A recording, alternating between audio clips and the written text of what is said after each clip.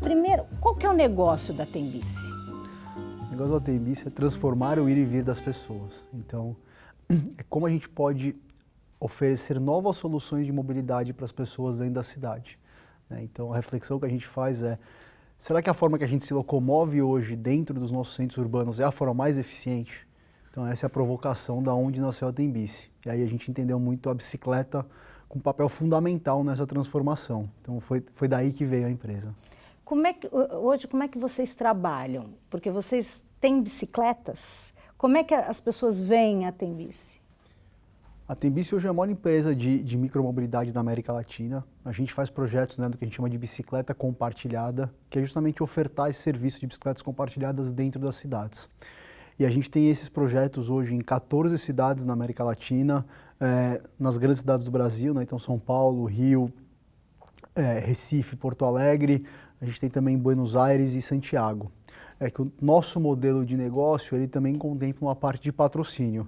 Então, junto com a Tembici, a gente sempre tem o Itaú, que é um grande apoiador da causa de mobilidade nas cidades, que é um patrocinador relevante para a gente, principalmente nas capitais. Uhum.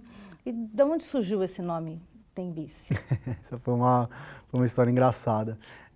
Acho que teve alguns cortes que a gente pensou, né? O Tembici é o tem de ter, bicicleta, né? Então as pessoas começaram a imaginar que tem bicicleta no dia a dia delas, na vida delas, na cidade delas. E o outro corte que a gente falava quando a gente começou isso, né, era do tempo. Então a gente brincava que é o seu tempo, é o tempo da bicicleta na cidade. Então foi uma mistura dos dois, a gente fez a Tembici. Uhum. E qual foi o principal problema que vocês tiveram para montar esse tipo de negócio? Nossa, a gente teve vários. Acho que a gente começou isso em 2010, 2011, mas acho que o principal, eu acho que a gente começou a falar disso no momento que as pessoas falavam um pouco disso, as cidades falavam um pouco disso, o poder público falava pouco disso. Então imagina que a gente montou uma empresa em 2010, 2011, onde a gente nem existia, por exemplo, a ciclovia da Faria Lima. Então era uma discussão, você fala assim, você quer colocar bicicleta em São Paulo, você é maluco? Isso não tem, cidade de carro, não tem isso. Então acho que esse foi uma questão de mudança cultural que a gente veio acompanhando ao longo do tempo, que é muito importante. Mas tirando isso, acho que a gente passou por todas as dificuldades, desde montar o primeiro projeto, colocar a primeira estação de pé, montar as primeiras bicicletas, fazer o primeiro projeto fora da cidade de São Paulo, fazer o primeiro projeto fora do estado de São Paulo, fazer o primeiro projeto fora do Brasil, crescer a empresa, enfim, acho que aí todas as outras dificuldades que você tem quando você escala um negócio. Uhum. E é um negócio que dá lucro? O nosso negócio é. É lucrativo? A gente hoje, a gente tem, né, como eu expliquei, esse modelo de negócio nosso, ele é um negócio que compõe uma receita de patrocínio, né, uma receita de publicidade, juntamente com uma receita de usuário. Então essa é uma combinação poderosa que a gente tem, e a gente começou também a rentabilizar mais em 2017, quando a gente assume os principais projetos nas capitais, a gente começou a dar um foco muito forte em mobilidade, não tanto em lazer. Então as pessoas começaram a ter um uso muito mais recorrente da bicicleta, e isso aumentou muito também a questão do faturamento da empresa. Então você imagina que as pessoas usam com frequência e usam para se locomover todos os dias, e isso aumenta a utilização do sistema. Como é que está esse mercado de micromobilidade no país? E aí eu queria que você já comentasse um pouquinho a saída, ou pelo menos né, a diminuição dos principais players que tinham aí no mercado. Eu acho que a primeira coisa que é importante pontuar é como é que está esse mercado no mundo, né? O que a gente entende hoje? A gente entende que existe e vai existir cada vez mais uma transformação na forma que as pessoas se locomovem. Você pensar que toda vez que você sai de casa, você vai levar junto com você 6 metros quadrados com 2 toneladas de alumínio para levar uma pessoa por vez, vai ocupar um espaço do viário, um deslocamento de 3, 5 quilômetros, não é a forma mais eficiente de você fazer esse deslocamento. Então acho que essa reflexão está muito clara para as pessoas e para o próprio poder público, para as cidades. Então essa mudança para mim é irreversível. Agora, qual será esse novo modal? Quais serão esses novos modais? Eu acho que é um processo de aprendizado que as empresas estão tendo, as cidades estão tendo, a sociedade está tendo como um todo. Né? E eu acho que a gente teve um momento aqui, um movimento nas bicicletas compartilhadas começaram muito forte nos últimos 10 anos, e a gente teve um monte de tentativa de novos produtos nesse mercado. E eu acho que é super fair e super normal que esteja adaptações no mercado. Você imagina que a gente está lutando contra um hábito de 80, 90 anos das pessoas. Se você pegar o automóvel, ou o ônibus, o metrô, ele tem um investimento do governo, de grandes empresas, por mais de 90 anos, investimentos pesados em infraestrutura, em subsídios, em tudo isso. Então você imagina que você vai desromper um mercado desse em 5 anos? Não vai, as pessoas ficaram habituadas àquilo, né? Quanto tempo a gente não construiu ruas, viadutos, grandes avenidas e tudo mais? Então acho que essa é uma transformação que vai acontecer, mas ela não vai ser assim de uma hora para outra, é uma transformação longa, mas cada vez mais forte.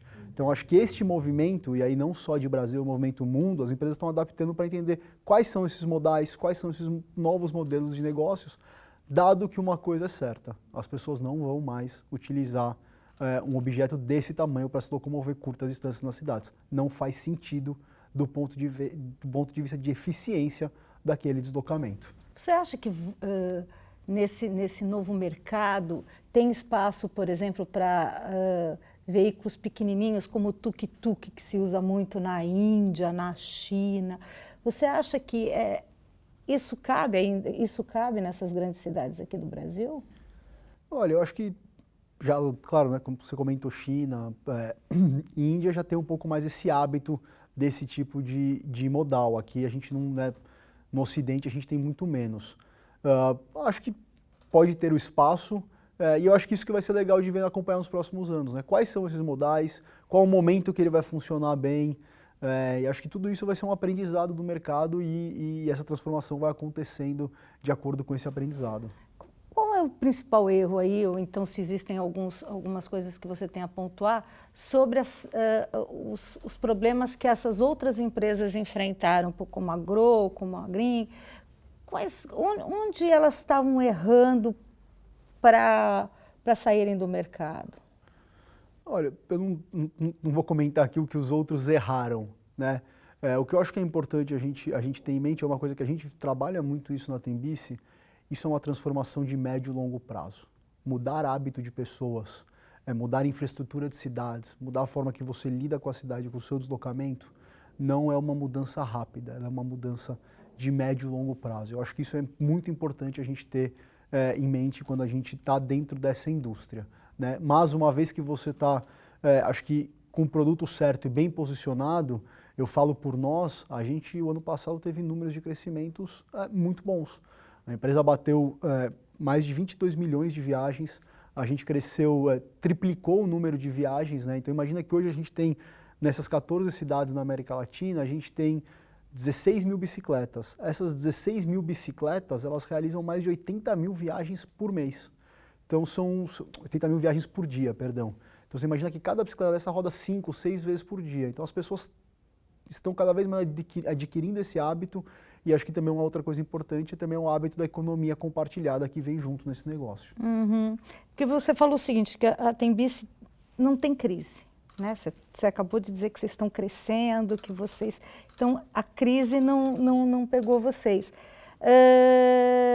Mas as outras empresas acabaram saindo do mercado. Então, eu fico imaginando, ou diminuíram sua participação. Então, eu fico imaginando que o problema não está na crise, mas está no modelo de negócio. O que eu acho que colocar assim, a indústria não está em crise, acho que a indústria está aprendendo, a indústria como um todo. A gente, por apostar muito na qualidade, por entender muito a questão da mobilidade, né? Então, quando a gente fala de mobilidade, o que eu quero dizer com isso? As pessoas têm que ter confiança em utilizar aquele modal todos os dias. Isso é uma coisa que a gente investe muito na Tembici. Se você pegar São Paulo, por exemplo, quase 90% da utilização é realizado durante a semana nos momentos de pico. Para você fazer isso é um esforço logístico forte. As pessoas têm que... a gente tem um time hoje de logística que faz muito esforço para garantir que a pessoa, quando chega na estação às 6 da tarde, tem uma bicicleta ou uma vaga disponível para ela. Acho que isso foi uma aposta certa que a gente fez.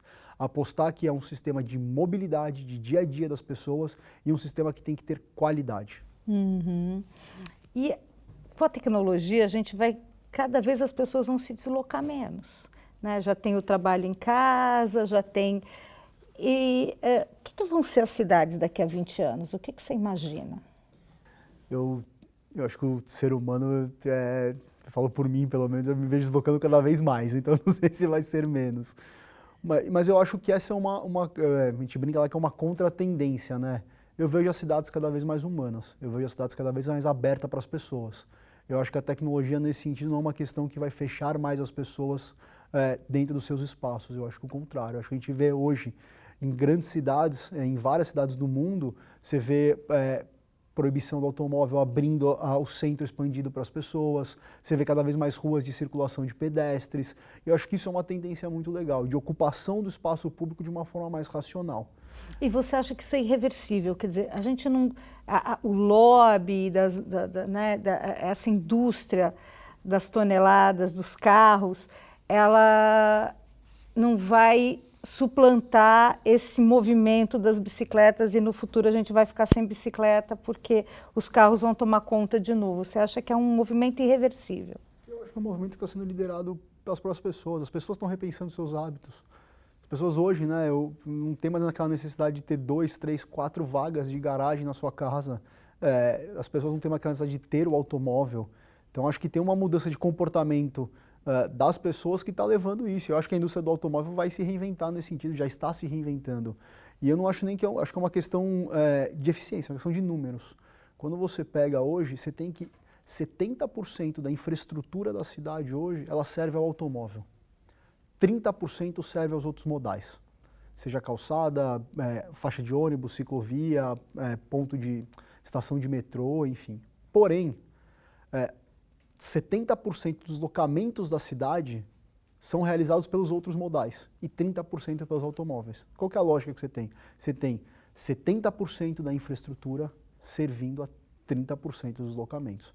Então eu não acho que nem é uma questão que é irreversível, você não tem por que ocupar um espaço limitado, e ele é um espaço limitado sim, de uma forma irracional, e eu acho que esse fluxo vai mudar muito nas cidades daqui para frente. Já vem mudando, né? O que você diz quando uma pessoa diz assim, mas a gente tem... essas ciclovias não servem para nada na cidade? Construa, eles virão, né? Acho que essa é a melhor frase. Acho que o exemplo da Faria Lima é um baita case. A gente tem hoje na Faria Lima, a gente aumentou o fluxo da Faria Lima, a gente, né, digo, nós paulistanos como um todo, em 5 vezes a utilização nos últimos anos. A gente tem hoje mais de 10 mil deslocamentos quase diários na ciclovia da Faria Lima, sendo que ela é uma das ciclovias mais utilizadas do mundo. Então, 6, 7 anos atrás não existia isso, né? Então, e eu acho que até essa mentalidade ela vem mudando. Eu acho que a gente teve uma discussão forte alguns anos atrás, mas hoje em dia você já vê uma mudança de postura. As pessoas já começam a entender o benefício de ter aquela ciclovia. Todo mundo, hoje o que falam para mim não é isso. Hoje falam assim, você viu aquele trânsito de bicicleta na Faria Lima? Então já é um pouco a mentalidade que eu falo assim, tá vendo? Aquela infraestrutura tem uma utilidade. Por que a gente não aumenta aquela infraestrutura então? Em quanto tempo você acha que o poder público muda também a mentalidade e começa a investir mais nesses modais individualizados, nessa micromobilidade? Eu acho que essa mudança já está acontecendo, né? A gente teve uma discussão muito forte na última eleição em relação a isso, né? Sobre a questão das ciclovias e tudo mais, e aí você vê, depois de 2 anos, a prefeitura já anunciando que está investindo 173 quilômetros em novas vias. Então, acho que essa mudança aconteceu, né? Depois de um debate tão forte ali sobre isso, e aí depois quem está hoje na prefeitura fazer o anúncio, acho que já é uma mudança. E é uma mudança, obviamente, que o poder público já percebeu isso, porque a sociedade percebeu isso. As pessoas começaram a entender que é mais eficiente você distribuir melhor esse espaço viário para o fluxo da cidade do que você ficar construindo viadutos, construindo grandes avenidas. Acho que isso é uma mudança que a gente já vê acontecendo e eu acho isso muito saudável. É claro que essa mudança de mentalidade já está acontecendo, dentro principalmente das prefeituras que a gente conversa e que a gente tem projetos, mas é claro que uma implementação dessa, né, a gente também cobra muito, mas assim, uma implementação de infraestrutura dessa na cidade, ela de alguma forma tem certa complexidade, então também não é do dia para a noite que essas coisas acontecem, mas eu acho que essa mentalidade já vem mudando. Você já ouviu as pessoas falando que hoje a utilização da bicicleta e dessas ciclovias, ela é para uma elite e não para a massa em geral?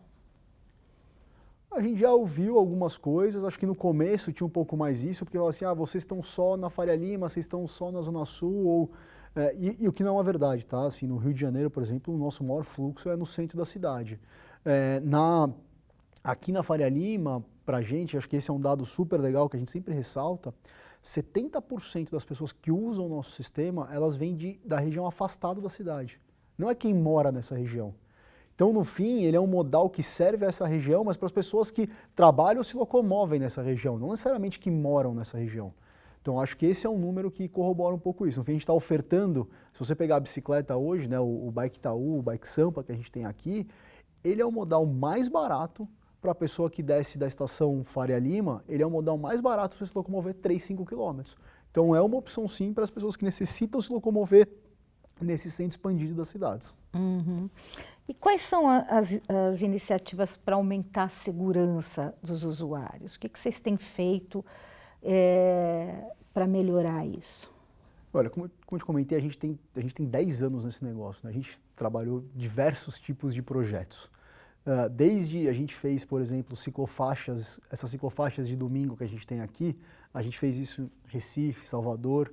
A gente fez por 2 anos projetos para ensinar crianças a usar a bicicleta, pais e crianças, né, estudar e não só a utilizar a bicicleta, mas com regras de trânsito. A gente tem uma parceria muito legal com o projeto Bike Anjo, que ensina pessoas a usar a bicicleta, mas não só o pedalar, o convívio na cidade como um todo. Então, a gente sempre faz muita parceria com organizações que trabalham nesse sentido, muita discussão de política pública como um todo e, claro, informações diretas que a gente pode disponibilizar para o usuário em relação a isso. E como é que você vê a educação do usuário da bicicleta em relação ao que você está dizendo aí, ao urbano, né, o resto dos outros modais? Porque a gente vê muita bicicleta transitando em São Paulo e que não respeita as leis de trânsito, passa, muita gente trabalhando com as bicicletas. Como é que você vê isso? Eu acho que a lógica do maior tem que respeitar o menor, ela é problemática na cadeia inteira, né? Então eu acho que a gente sempre fala isso, o ciclista quando tem uma questão do pedestre tem que parar, tem que respeitar, ele é o mais frágil da cadeia, né? Agora essa é uma lógica que a gente tem desde o caminhão para o automóvel, do automóvel para a bicicleta, da bicicleta para o pedestre. Mas dito isso, eu acho que sim tem uma curva de aprendizado, porque também a gente tem que imaginar que as pessoas não estavam acostumadas a usar a bicicleta no dia a dia. Você conversa com muita gente, é legal quando você vai aqui pegar os usuários, por exemplo, aqui da região da Faria Lima, o cara veio de uma região extremamente afastada da cidade e ele falou, cara, eu nunca imaginei que eu ia chegar de bicicleta no meu trabalho, porque eu moro a 45 quilômetros daqui, 30 quilômetros daqui, enfim, uma distância tão longa. Então, acho que existe uma mudança de hábito, existe uma mudança de comportamento e acho que também está existindo uma mudança de postura e educação nesse sentido. Para mim, hoje, a problemática é muito mais entre a relação entre o carro e a bicicleta do que entre a bicicleta e o pedestre. A bicicleta tem que respeitar o pedestre, é regra de trânsito. Mas, para mim, hoje é muito mais desigual a relação que você tem nas grandes vias entre o automóvel e os outros modais menores. Você acha, o que tem que mudar na legislação para proteger mais? O que precisa ser mudado? Eu acho que tem uma série de ações que podem acontecer e que eu acho que, de alguma forma, estão acontecendo, tá? Timidamente em alguns lugares, mais forte em outros. A gente sempre fala muito da construção da infraestrutura, que é super importante, né? Ela é fundamental. Mas, às vezes, você tem outras políticas que podem ajudar muito. Uma coisa que a gente sempre coloca aqui, aconteceu muito em outras cidades, Nova York é um baita case, por exemplo, que aconteceu na gestão do Bloomberg, é a questão da redução de velocidade. Então, você pode ter convívio de modais diferentes dentro de um tráfego que tenha velocidades limitadas, né? Então, acho que isso é uma baita política pública que consegue conviver melhor os modais. Acho que esse é um bom exemplo. E aí você pode ir mais para o limite ali também de pedágio em centros urbanos, né, no centro expandido. Acho que aí tem outras políticas, mas acho que às vezes não necessariamente você tem que mexer tanto na infraestrutura. Existem outras políticas que poderiam ajudar essa convivência. Por exemplo, uma velocidade a 50 por hora em São Paulo, você acha ela razoável ou ela podia diminuir? acho que é muito. Eu acho que você tem que entender também um pouco as zonas, né? Mas eu não vejo nenhum motivo de você ter mais do que isso. Nenhuma velocidade acima disso. E quando você tem ainda mais em regiões de bairros de pessoas, deveria ser menos, 30 por hora, porque aí justamente você consegue ter o convívio entre diferentes modais. Uhum. O ônibus, vou falar um pouquinho de fiscalização, né? Quer dizer, a gente está falando de convivência, né? Como é que você vê a fiscalização hoje dos órgãos de trânsito em São Paulo em relação aos carros e às bicicletas?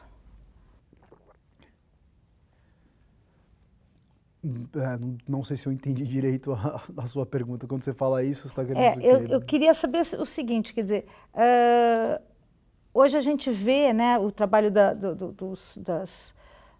dos aplicativos, principalmente usando as bicicletas. Existe uma série de bicicletas estacionadas em vários lugares onde não pode, onde é proibido, onde o carro não poderia estacionar e tem as bicicletas. Deveria ter uma fiscalização maior? Deveria ter uma fiscalização maior? Ou a fiscalização não cabe às bicicletas? Não, eu acho que os nossos locais de estações hoje são todos liberados pela prefeitura. A gente, na Tembici, justamente pela questão do médio e longo prazo, dessa mudança cultural e comportamental que você tem das pessoas da cidade, a gente sempre trabalha em parceria com o poder público. A gente nunca coloca um projeto na cidade sem ter uma aceitação, uma autorização junto ao poder público. Então, todas as estações que você vê hoje, elas são liberadas e, claro, cada cidade tem um processo diferente de liberação, depende do órgão, depende um pouco da legislação local, mas todas essas têm liberações específicas. Então, quando você sai no Largo da Batata, aquilo ali é autorizado pela prefeitura hoje. Quando você vai na Central do Brasil, no Rio de Janeiro, ela é autorizada pela prefeitura hoje. Então, acho que a gente sempre trabalha muito em parceria com o poder público nesse sentido. Aí você está falando da Tembici, mas eu queria que você fosse para a micromobilidade. A gente está falando de milhares de bicicletas hoje, né, de proprietários particulares, de outras. Como é que você vê essa fiscalização? Acho que aí a gente tem algumas, se eu entendi bem, a gente tem algumas discussões aqui, né? A gente está falando do modelo aqui, o nosso modelo, que é o modelo que tem estação, que ele está lá, liberado e tudo mais. A gente tem um modelo de bicicletas particulares, que teoricamente elas têm também lá a sua legislação específica de poder parar em paraciclos, postes e tudo mais. E a gente tem a questão das bicicletas compartilhadas soltas, né? O que o mercado chama de dockless. Eu acho que na questão deste em específico, se é a pergunta, eu acho que também foi outra curva de aprendizado que teve no mercado, de entender que a coisa não ficaria tão solta como se imaginava, né? Porque aí você de fato tem uma desordem do espaço público, e eu acho que foi uma coisa que as prefeituras começaram a entender. E de novo, isso eu não falo de Brasil, isso eu falo de mundo, isso aconteceu no mundo inteiro. Então essas permissões, essas regulamentações que aconteceram em relação ao como deve ser a utilização desses sistemas de bicicletas compartilhadas soltas, aconteceu no mundo como um todo. E as cidades começaram a entender qual era a melhor forma de distribuir isso na cidade ou não. Como é que isso prejudicava, por exemplo, um pedestre, uma calçada, uma via pública. Então, acho que também foi um aprendizado dos dois lados, mas a gente viu acontecer isso no mundo todo, amadurecimento de políticas públicas nesse sentido. Perfeito. E qual que é o impacto do vandalismo no negócio de vocês hoje? Hoje no nosso é super baixo. Essa é uma variável que a gente no começo ficava assustado, não sabia como ia se comportar, mas que a gente veio aprendendo ao longo do tempo, e hoje ele é um número super baixo para a gente aqui nas cidades no Brasil. Assim, a gente não tem um impacto relevante de perdas em vandalismo. Isso por dois motivos principais, né? Claro, ele é um sistema mais seguro. Quando você tem a bicicleta presa na estação é mais difícil, tem uma questão de dificuldade, mas também tem uma questão de utilização. As bicicletas rodam muito, então dá pouco tempo para a pessoa para tentar algum ato de vandalismo ou não. Então isso também, as bicicletas estão sempre girando como um todo. E tem uma questão legal que a gente viu também, das pessoas começarem a se apropriar disso, né? Então o cara fala, pô, Se ele vê alguém quebrando a bicicleta, se ele vê alguém tentando roubar a bicicleta, o cara fala, pô, mas isso aqui é o meu meio de transporte de amanhã. Então, você começou a ter as pessoas começaram a inibir mesmo esse tipo de ação. A gente tem, por exemplo, todo mundo fala assim, mas e o Rio de Janeiro? O Rio de Janeiro, pra gente, é o nível mais baixo de vandalismo que a gente tem nos projetos. E você acha que isso é uma questão de utilização da bicicleta como meio de transporte mesmo? Então, as pessoas veem isso como um veículo delas, então eu vou proteger também, eu vou cuidar para que ela não seja vandalizada, é isso. Porque a gente vê nos outros modais, né, naqueles mais soltos e tudo, você vê que tinha um grande nível de vandalismo ali, porque as bicicletas apareciam sem rodas, apareciam quebradas, apareciam entortadas. Isso não acontece Acontece muito menos. Acho que tem uma apropriação, sim, das pessoas. E tem um ponto que eu sempre ressalto, assim, e isso é uma coisa que eu acho que a gente tem que também botar um pouco os pingos nos is nesse sentido, sem síndrome de vira-lata. Isso é no mundo inteiro. A bicicleta que apareceu jogada não sei aonde, isso aconteceu em Paris, isso aconteceu em São Francisco. E também o cara fala assim, no Brasil nada pá, no Brasil é horrível, o povo brasileiro. Não, o povo sabe lidar assim, pô. O cara tá lá mudando o seu hábito, tá usando aquilo pro dia a dia. Então acho que a gente também tem que tirar um pouco isso nosso, assim, pô. Tem um baita orgulho de fazer o que a gente faz aqui dentro, e eu vejo isso como uma tendência, e acho que a gente tá quase que para e passa com o que está acontecendo no mundo. Tem curva de aprendizado em todos os lados. Uhum. E existe uma possibilidade de vocês entrarem também com patinetes e outros tipos de modais aí? Não. A gente fez um projeto de patinete no primeiro semestre do ano passado. A gente colocou 500 patinetes na rua, no Rio de Janeiro. Foi um projeto piloto que a gente fez um investimento. E foi um aprendizado. Sendo muito franco, foi um aprendizado. A gente, em 4 meses, parou o projeto, decidiu não seguir com o investimento, por alguns motivos. Mas o principal deles é que a gente viu que o patinete ele não encaixava no que a gente acreditava como empresa naquele momento. Que era o quê? Ele não estava servindo como meio de transporte para as pessoas. Ele estava sendo muito mais uma utilização de lazer ou de oportunidade. Então você está andando aqui, você vê um patinete e você utiliza ele, mas você não se programa para utilizar um patinete no seu deslocamento. Eu acho que esse foi um ponto muito importante que a gente viu. E o segundo ponto, a gente viu que ele não era acessível financeiramente para a grande maioria das pessoas. Então, o nosso usuário que paga 20% do preço do transporte público para andar de bicicleta, o patinete era quase um preço de um Uber ou de um 99. Então, era muito caro para ele utilizar esse serviço. Então, a gente viu que também ele não endereçava essa questão de ser acessível economicamente. Então, esses dois fatores foi o que pesou muito também para a gente falar, olha, acho que esse ainda não é o momento, e aí te falando a minha opinião pessoal, eu nem acho que o patinete deu certo ou deu errado. Eu acho que ele tem um processo de aprendizado e eu acho que talvez não seja o momento dele ainda, principalmente como esse meio de transporte que a gente imaginava. Uhum. Qual que é o perfil de quem usa as bicicletas? Quer dizer, são mais homens, são mais mulheres, são mais jovens, são mais pessoas mais maduras? Qual que é esse perfil? Hoje a gente tem aqui, é muito legal isso, né? Porque você pega em São Paulo, são 7%, se você pegar a população de ciclistas, 7% são mulheres, do total de bicicletas próprias e tudo mais. No sistema de bicicletas alugadas, esse número chegou a ser 45%. Então ele nesse sentido, quase que equilibrado. Acho que hoje até chegou a cair um pouquinho e tudo mais, mas ainda é uma proporção muito maior do que relacionado à população total de ciclistas. Então tem muita mulher utilizando o sistema sim. Em questão a questão de idade, a gente tem muito entre 25 e 38 anos, mais ou menos é a população que a gente tem ali, que é a maioria. Mas você tem hoje faixas de 15 a 50, 55 anos que utilizam o sistema. Uhum. Existem diferenças regionais? Quer dizer, internamente aqui no Brasil, o pessoal do Sudeste usa de uma forma, o pessoal, você falou que está no Nordeste, também usa de outra forma, e vocês também têm operações no Chile e na Argentina, né?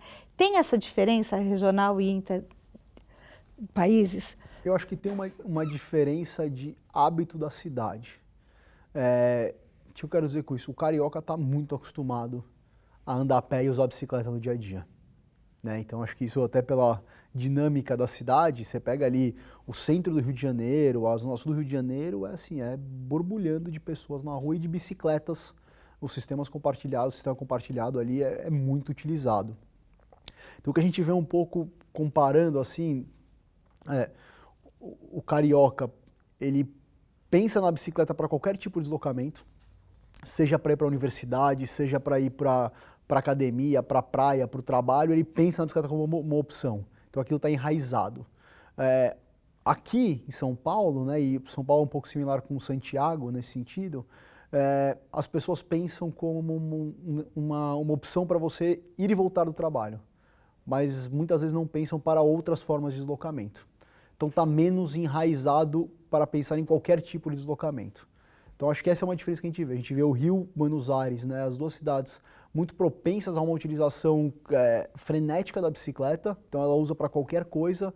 São Paulo e Santiago, ele tem mais uma cabeça de não, isso aqui é para minha última milha de deslocamento no trabalho como um todo. E aí quando você pega no Nordeste, ele é um pouco misturado, esses dois públicos. Claro, você tem muita utilização no fim de semana, mas você também tem uma utilização muito forte para ir e voltar do trabalho. Uhum.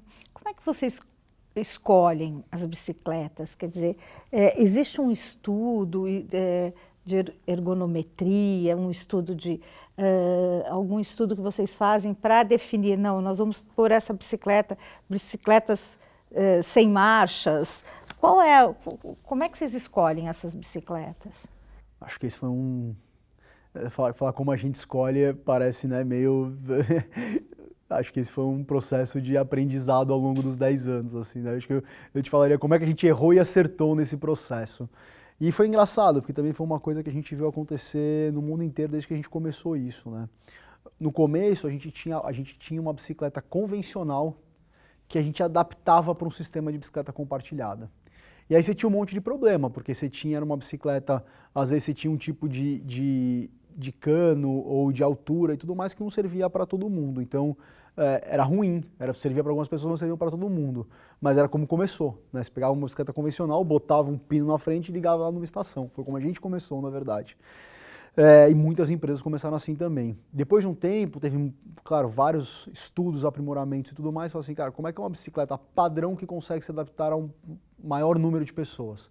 Em vez de pegar uma bicicleta convencional e tentar adaptá-la no sistema, não. Como é que eu faço uma bicicleta do sistema que atenda o maior número de pessoas? E aí foi que a gente chegou nisso.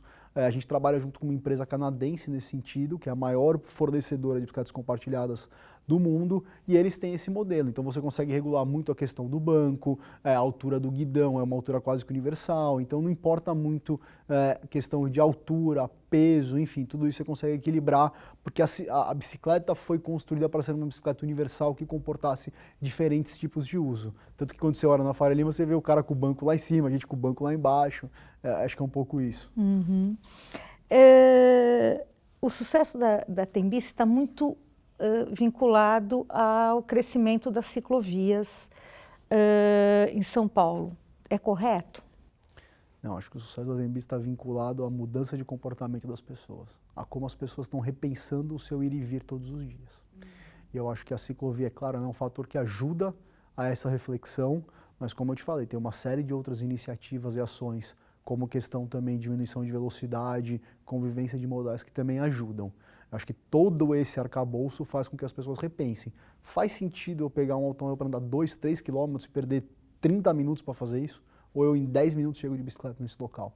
Então acho que tudo isso é o que faz a reflexão e faz o sucesso da Tembici. Uhum. E aí, é seguro andar de bicicleta? Eu acho super seguro, só ando de bicicleta. Eu acho que se você comparar até com os outros meios de transporte, eu acho um dos mais seguros. E me fala uma coisa, como é que vocês enfrentam o lobby da indústria automobilística hoje? Né, a indústria é muito forte, investe muito, inclusive em lobbies no governo para se manter. Como é que a gente consegue enfrentar esse lobby? Olha, não, acho que a gente não é que enfrenta esse lobby. Eu acho que a própria indústria está se repensando um pouco, está se reinventando um pouco. Eu acho que os aplicativos trouxeram essa reflexão, as locadoras de automóvel estão trazendo essa reflexão, os aplicativos de carona, de ride-hailing, enfim, de Uber, 99 e tudo mais, estão trazendo essa reflexão para a indústria como um todo. Qual vai ser a forma de deslocamento das pessoas no futuro? Eu acho que essa reflexão está todo mundo passando junto. Eu não acho que acho que nesse sentido não é um lobby um contra o outro. A gente nunca se deparou com isso.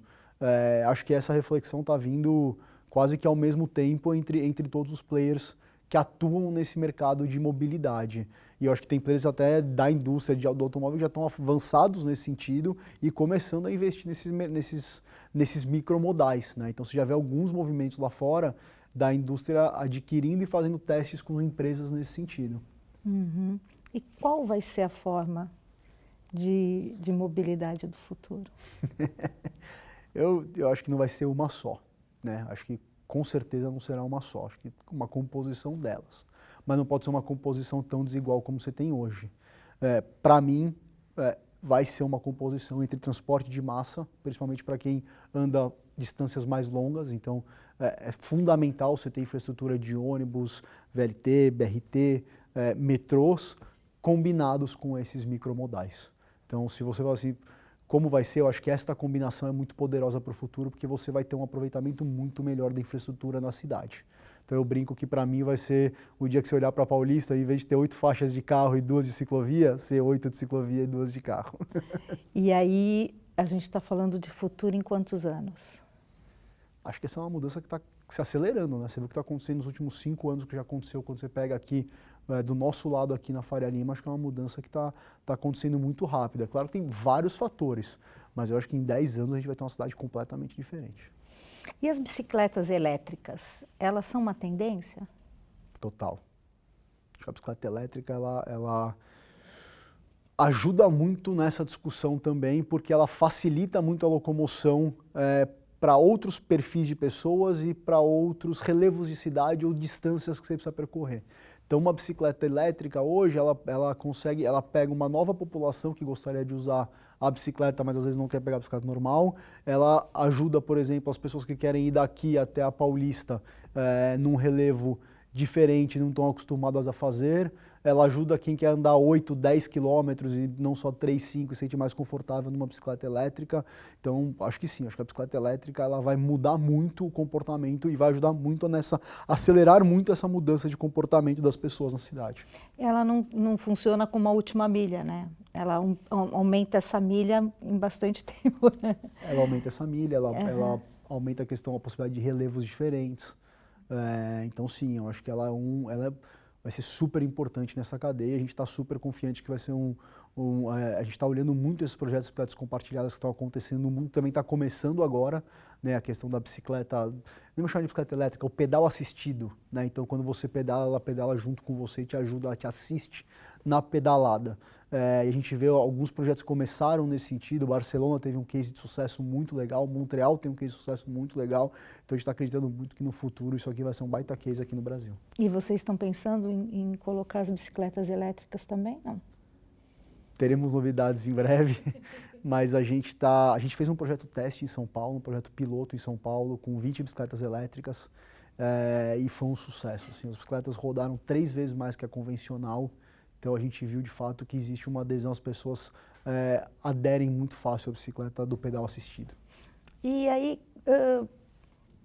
uma opinião sua, quais são as vantagens para a saúde e o condicionamento físico de pedalar diariamente? Vocês têm alguma pesquisa sobre isso? A gente tem alguns dados de inferência, a gente não tem nada muito forte nesse sentido ainda, mas eu acho que tem uma questão de mudança de hábito, né? Claro, você começar a se exercitar mesmo que não em distâncias longas, mas acho que tem uma mudança de hábito. Eu sempre conto um case de uma pessoa que a gente conheceu, que ela morava na Vila Prudente e trabalhava na Vila Olímpia. Ela levava 2 horas de automóvel para fazer esse trajeto. E aí, num ano lá, ela teve que vender um carro, e aí no dia do rodízio dela, ela teve que repensar como ela fazia. E aí ela falou assim, pô, tô do lado do metrô, mas para ela não fazia sentido, porque ela estava aqui, a Vila Olímpia era aqui, no metrô ela tinha que fazer isso, depois isso. Então na lógica dela não fazia sentido. Ela falou, bom, de carro eu faço isso. Ela falou, mas você leva 2 horas para fazer isso, né? Na distância mais curta, não necessariamente é mais rápida. Mas no dia de rodízio ela começou a pegar o metrô até a Faria Lima, depois pegar a bicicleta até a Vila Olímpia. E ela começou a ver que ela começou, sei lá, 1h20 mais ou menos, para fazer esse trajeto e começou a economizar 40 minutos toda vez. e, por consequência, ela perdeu 35 quilos fazendo isso. Então, acho que você dá um pouco também essa questão da mudança de hábito das pessoas, você fomenta de alguma forma isso. Uhum. Você falou da bicicleta elétrica, tem outros planos que a Tembici tem agora para esse ano de 2020, para 2021? Temos planos ambiciosos. A gente vai comunicar isso um pouquinho mais para frente. Tá bom. Você falou dos pedágios em regiões centrais. Você é a favor dos pedágios nas regiões centrais dos grandes centros, ali, nos grandes centros? Eu acho que toda política que você fomenta uma forma mais eficiente de deslocamento na cidade, eu sou a favor. E eu não tenho dúvida que essa é uma política que fomenta uma utilização mais racional do espaço público. Então, sim. Mas vai ter uma chiadeira, né, dos donos de veículos. A gente teve uma chiadeira quando colocaram a ciclovia da Faria Lima, quando colocaram a ciclovia da Paulista. Faz parte. Acho que é um aprendizado da cidade e você sempre vai ter pessoas que vão contestar ou não. Acho que Nova York está numa baita discussão nesse sentido agora, Londres já tem, enfim, acho que é um processo que está acontecendo no mundo todo. Uhum. Você falou do trânsito na ciclovia aqui da Faria Lima. Grande parte desse trânsito é feito pelos usuários de aplicativos, pelos serviços de entrega. Isso não afasta o usuário comum? Não, acho que pelo contrário. Acho que o que é muito legal de você ver, eu comentei aqui, né, 2017, a gente tinha uma questão da bicicleta compartilhada ainda ser muito olhada para a questão do lazer. Então, o case que a gente conta, quando a gente pegou esse projeto em 2017, a estação mais utilizada era do Parque Ibirapuera. Hoje, de longe, a estação da Faria Lima realizou mais de 200 mil viagens no ano passado, só ela. Só ela realizou mais de 200 mil viagens de bicicleta, essa estação aqui do Largo da Batata. Então, a gente, de fato, mudou de uma questão de lazer para um sistema de mobilidade. E eu acho que agora, a próxima onda que a gente vai ver é a questão da cicloentrega. E eu acho ela super legal, porque a gente não está falando só do deslocamento de pessoas, mas também de bens. Então, todas essas empresas também estão olhando esse tipo de mercado e pensando como é que eu consigo fazer entrega de bens, de comida, enfim, seja de uma forma mais eficiente. Então, acho que essa também é uma tendência irreversível e é muito melhor para a cidade. Prefiro muito mais ver pessoas usando bicicleta para fazer isso do que motos, automóveis ou outros meios. Uhum. Vou falar um pouquinho das reformas que o Brasil precisa enfrentar aqui. Eu queria saber de você, primeiro, o que você achou da reforma trabalhista e se tem alguma coisa a ser modificada nela ainda? Esse é o tema que a gente não vai. Não? Acho que esse é um tema, a gente pode não ir nesse tema, eu posso comentar assim, um Podemos. cenário macro, como a gente está. Acho que eu Pode, posso falar um pode. pouquinho do cenário de Isso. startup e tudo mais, mas reforma por reforma, eu não me sinto nem capacitado para isso. Mas nem a reforma da Previdência, que mudou aí o sistema previdenciário no país. O que você achou disso? Olha, eu acho que acho que o país está passando por mudanças de N formas, e eu acho que hoje, vou falar do nosso mercado de startups hoje, ele está cada vez mais atrativo.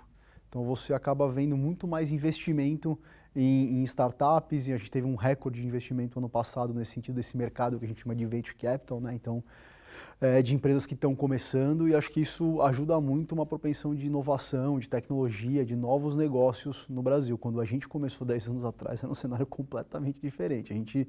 Essa indústria mal existia, tanto que a gente começou tentando se virar com o que tinha, pegava financiamento no banco, não tinha uma estrutura para você conseguir investir em novos negócios do que você tem hoje. Então, acho que esta mudança e essa mudança que a gente está passando como um todo na indústria, eu acho que é muito importante. Uhum.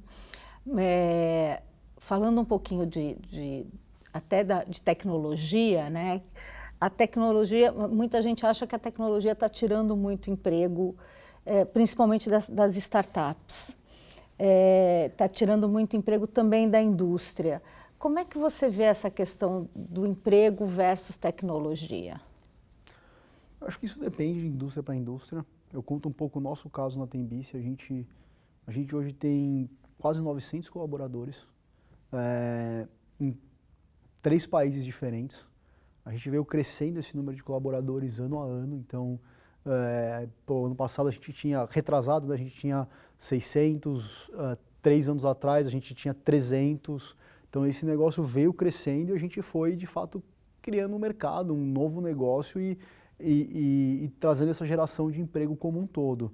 Eu acho que, nesse sentido, eu acho que as pessoas se adaptam, o mercado se adapta, a indústria se adapta. Eu não vejo isso como, não vejo a tecnologia ameaçando as pessoas, não é a forma que eu vejo, muito pelo contrário, eu vejo ela facilitando a vida das pessoas. E a carga tributária hoje no país, ela afeta diretamente o negócio de vocês?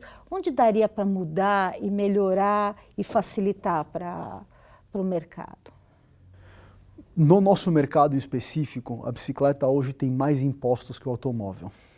E eu acho isso uma coisa um pouco irracional, porque você está fomentando um modal muito mais inteligente e você está pagando muito mais por ele. Então, eu acho que hoje você tem sim uma questão de imposto de importação que é muito complicado para você poder fomentar essa indústria da bicicleta como um todo. Acho que isso é uma coisa que tem que ser repensada assim, porque você acaba não tendo uma competição no mercado e você acaba inibindo também trazer novidades para esse mercado como um todo. Então, acho que nesse sentido, a gente não apoia a política da bicicleta ou as questões da bicicleta tendo uma carga desse tamanho em cima do imposto de importação, por exemplo. E quanto que é essa carga? Porque isso para mim é uma novidade. Realmente eu não sabia que era maior do que o do carro. Quanto que é isso? Se você traz uma bicicleta inteira montada hoje, ela é 35% de imposto de importação.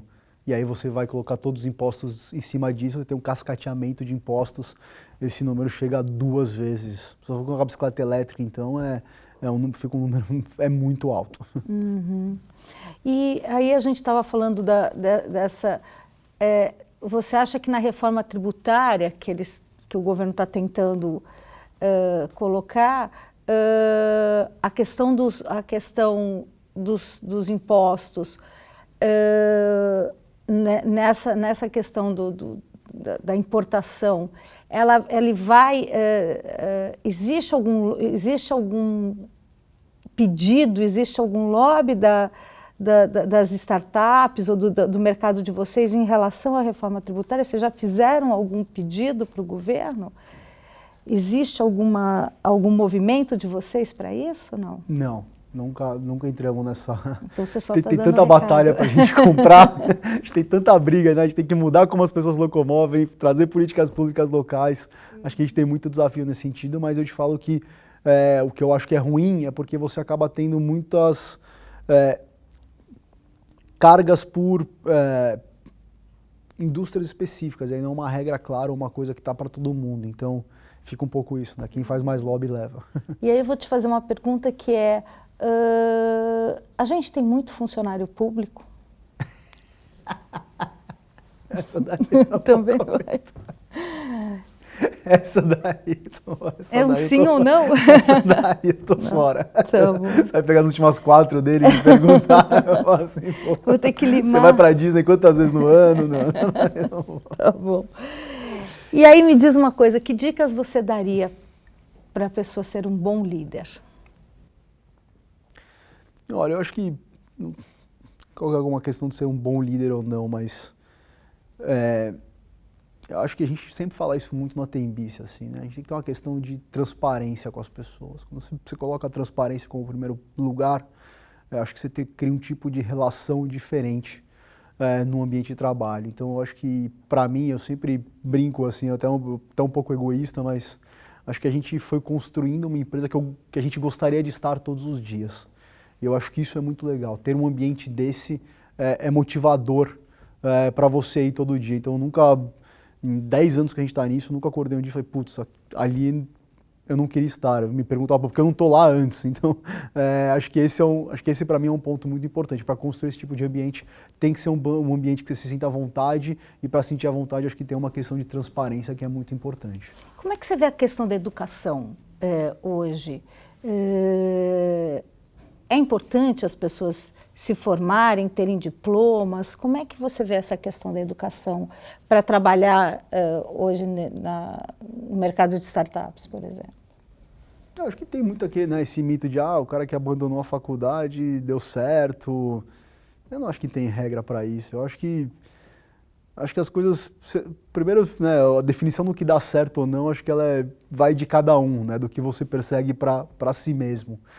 O que eu vejo muito assim, né, numa questão de empreendedorismo, de uma trajetória empreendedora, do meu aprendizado em 10 anos nisso, claro, resiliência é uma coisa que você tem que ter muito, você tem que aguentar, mas mais do que isso, é uma questão de adaptação. Então, pô, a pessoa que você era 8 anos atrás é diferente do que você era 6, que é diferente do que você era 4, que é diferente do que você era 2, que é diferente do que você é hoje. E essas adaptações são muito aceleradas. Então, acho que a principal diferença entre você criar uma carreira empreendedora, uma carreira tradicional, talvez a sua adaptação e velocidade de adaptação àquilo, porque é muito intenso. O tipo de pessoa ou de liderança que você tem que ter quando você tem 10 colaboradores, 50 colaboradores, 300 colaboradores, 900 colaboradores, é completamente diferente. Essa adaptação é acelerada. Então, você aprende apanhando, você tem que apanhar muito rápido e aprender muito rápido, mas eu acho que aí é um pouco de cada um. Tem gente que gosta disso, tem gente que prefere não, que prefere um caminho, fala assim, pô, eu gosto disso, eu faço aquilo, é um pouco mais certo as minhas coisas. Eu não acho que tem certo e errado nisso. Eu acho que tem perfis que gostam dessa mudança acelerada, dessa adaptação, tem perfis que não. Como é que a gente melhora a educação no país? Eu acho que a gente tem um gap gigantesco de educação de base, sem a menor dúvida, e acho que esse é o primeiro lugar que a gente tem que atacar. Acho que é um país diferente, acho que o primeiro lugar para a gente investir, sem dúvida, é a educação de base. Que a educação de base, você fala que é a primeira infância e a segunda infância aí, né? Uhum. E onde a gente atacaria isso? Qual é a sua opinião? Onde o governo deveria investir nessa educação? Construção de escolas, melhora do salário de professores, onde que a gente melhora isso? Esse é um tema que eu acho que a gente tem aqui.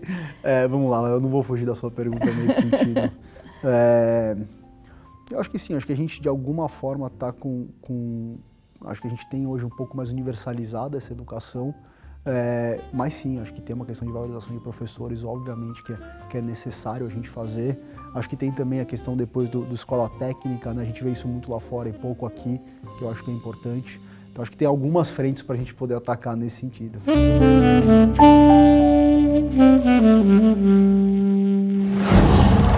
Qual?